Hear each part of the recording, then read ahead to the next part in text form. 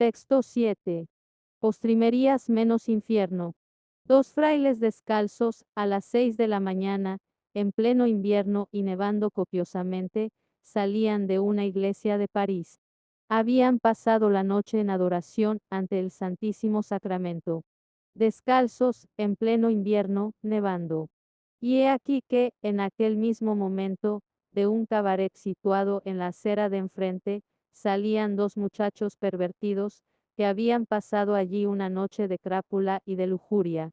Salían medio muertos de sueño, enfundados en sus magníficos abrigos, y al cruzarse con los dos frailes descalzos, que salían de la iglesia, encarándose uno de los muchachos, con uno de ellos, le dijo en son de burla: hermanito, menudo casco te vas a llevar si resulta que no hay cielo. Y el fraile, que tenía una gran agilidad mental, le contestó al punto: pero, ¿qué terrible casco te vas a llevar tú si resulta que hay infierno? 1. Debemos decir que en cuanto al tema del infierno, en la Iglesia hemos pasado de un extremo a otro, de hablar excesivamente de él hasta pensar en un Dios terrible y vengativo Edad Media, hasta negarlo, pensando en un Dios alcahueta e indiferente ante la injusticia modernidad. En ambos casos, se deforma la imagen de Dios. Él es infinitamente misericordioso a la vez que es infinitamente justo. Por ello, en esta lección, trataremos de profundizar un poco en el tema, para entenderlo como es en realidad. Definición. El infierno es un estado de autoexclusión, no un defecto de la misericordia de Dios. Morir en pecado mortal, sin estar arrepentido ni acoger el amor misericordioso de Dios, significa permanecer separados de Él para siempre por nuestra propia y libre elección. Este estado de autoexclusión definitiva de la comunión con Dios y con los bienaventurados es lo que se designa con la palabra infierno. Catecismo 1033. El infierno es la suma de todos los males, sin mezcla de bien alguno, pues significa la pérdida y privación total de Dios, y por tanto, de todo lo bueno, bello y verdadero. Existencia del infierno. Las imágenes con las que la Sagrada Escritura nos presenta el infierno deben interpretarse correctamente. Expresan la completa frustración y vaciedad de una vida sin Dios. El infierno, más que un lugar, indica la situación en que llega a encontrarse quien libre y definitivamente se aleja de Dios, manantial de vida y alegría. 2. Estas palabras del Papa Juan Pablo II fueron manipuladas por medios de comunicación malintencionados, quienes a partir de estas afirmaron que el Papa había negado la existencia del infierno. Ante esto, hay que decir que el Papa afirmó que el infierno, en este momento, es un estado del alma menos, pues aún no se ha dado la resurrección de la carne menos, mas no lo negó. Que sea un estado del alma, no significa que no exista. Los dolores espirituales del alma son más profundos e intensos que los dolores físicos. Es así como duele más la muerte de un hijo que un golpe o una fractura. Una depresión aguda no se localiza en ningún órgano del cuerpo, pero es una agonía espiritual y es un dolor y un sufrimiento real. Los dolores del alma son más intensos y fulminantes, y no porque no los localicemos o palpemos dejan de ser reales. El infierno, es decir, la privación total de Dios, es la angustia, la tristeza, la depresión, la soledad, la agonía más absoluta. Después de la resurrección de la carne, el infierno ya no será solo un estado, sino que será un lugar. La apuesta de Pascal. Cuando llegamos a la existencia de Dios, hay dos posibilidades: o Dios existe o no existe. En los términos de nuestra respuesta, también hay dos posibilidades: o creemos en Dios o no lo hacemos. Si Dios no existe y apostamos por creer que sí existe, no perdemos nada, puesto que, presumiblemente, no hay vida después de esta o recompensa eterna o castigo por creer o no creer. Si Dios existe, como quiera que sea, y nos ofrece gratuitamente el regalo de vida eterna, y nosotros apostamos por incredulidad, a que no existe, entonces estamos arriesgando el perderlo todo y vivir una eternidad separados de Dios. Si Dios existe, y apostamos a que así es, potencialmente estamos ganando la vida eterna y la felicidad. Por lo que dijo Pascal, una persona razonable aún considerando la posibilidad de que Dios existe en un 50%, debería apostar a que así es, puesto que esa persona se posicionaría a no perder nada si Dios no existe y ganarlo todo si Dios existe, mientras que la persona que apuesta a que Dios no existe se posiciona a no ganar nada si Dios no existe o a perderlo todo si Dios sí existe. Este mismo argumento lógico aplica para la existencia del infierno. Si crees en él y no existe, no pierdes nada y viviendo el Evangelio habrás llevado una vida feliz. Si crees en él y existe, te librarás de ir a él. Pero si no crees en él y en realidad existe, corres el riesgo de condenarte eternamente, al llevar una vida libertina y permisiva.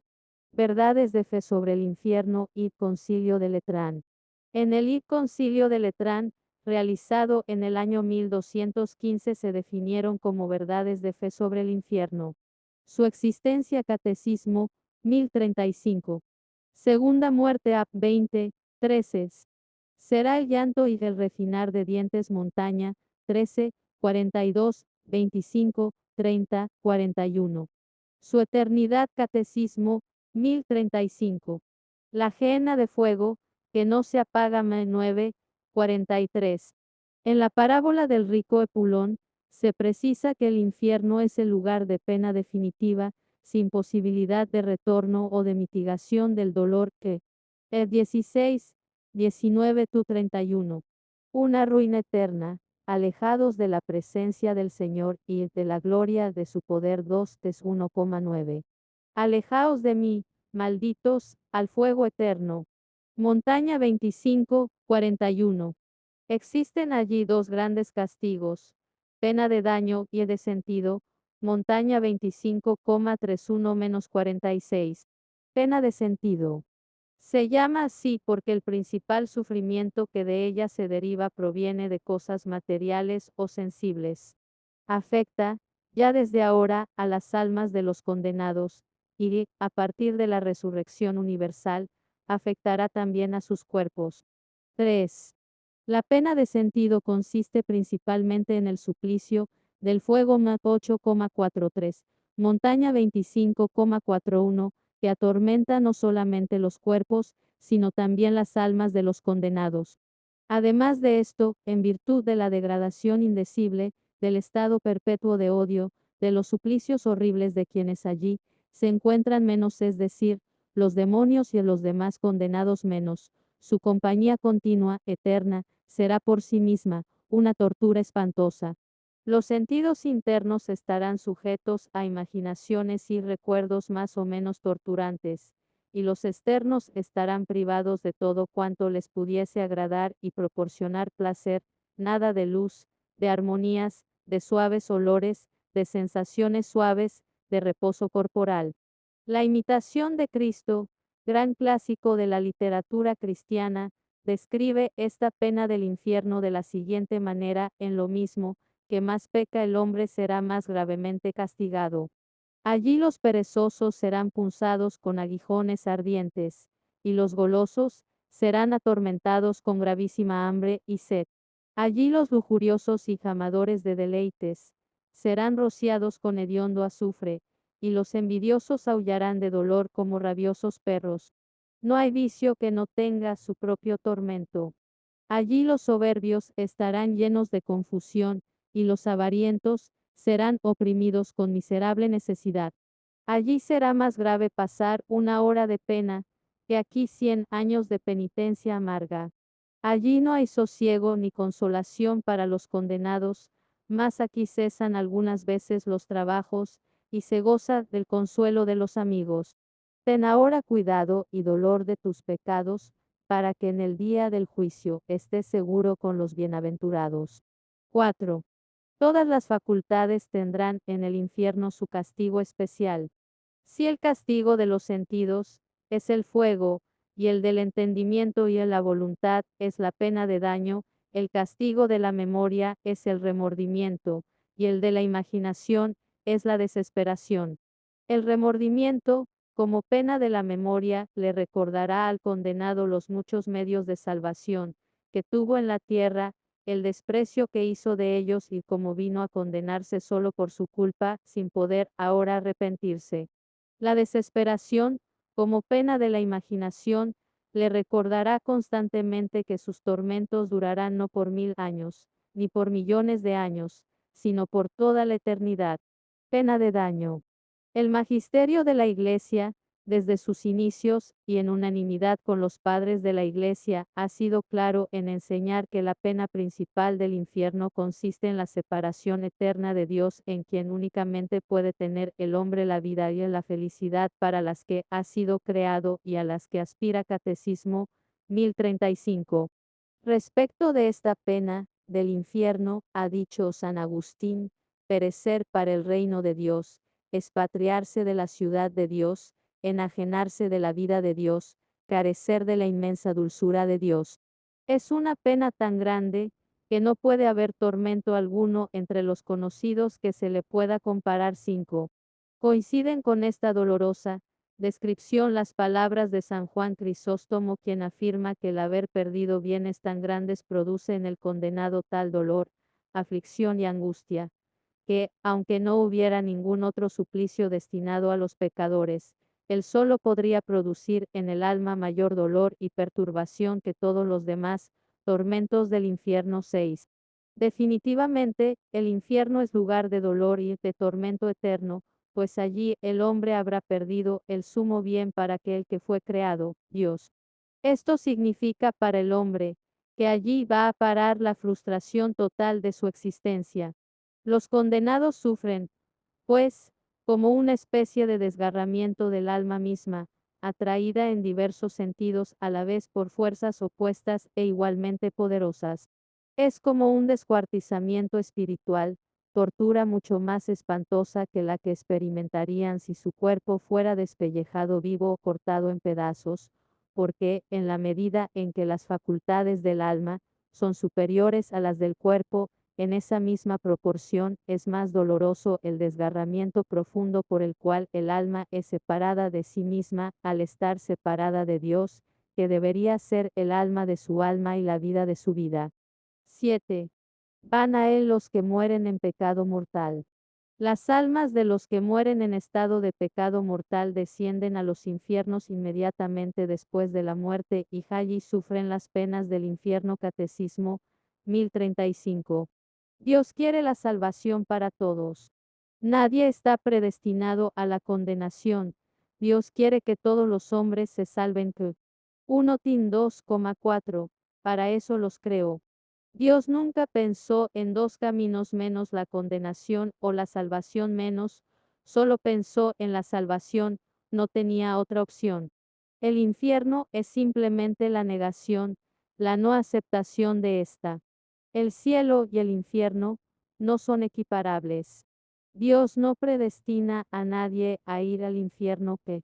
Desde 397, 1567, para que eso suceda es necesaria una aversión voluntaria a Dios, un pecado mortal, y persistir en él hasta el final. En la liturgia eucarística y en las plegarias diarias de los fieles, la Iglesia implora la misericordia de Dios, que quiere que nadie perezca, sino que todos lleguen a la conversión. 2 P. 3, 9 Catecismo 1037. Práctica. Renunciar definitivamente a todo estado de vida que implique pecado mortal habitual. Morir antes que pecar. Porque pecando se corre el riesgo de morir eternamente. 1 Rollo, Antonio. El misterio del más allá. Conferencias cuaresmales pronunciadas por el autor en la Real Basílica de Atocha, de Madrid. P. 4. 2 Juan Pablo y audiencia del 28 de julio de 1999. 3 Rollo, Antonio. Teología de la Salvación. Madrid, la Editorial Católica BAC, 1997. P. 315. 4 Kempis, Tomás. Imitación de Cristo. Lib. I, K, Stesi, 5 rollo, Antonio. O, Si, 308. 6 Ibit, 309. 7 Ibit T, 310.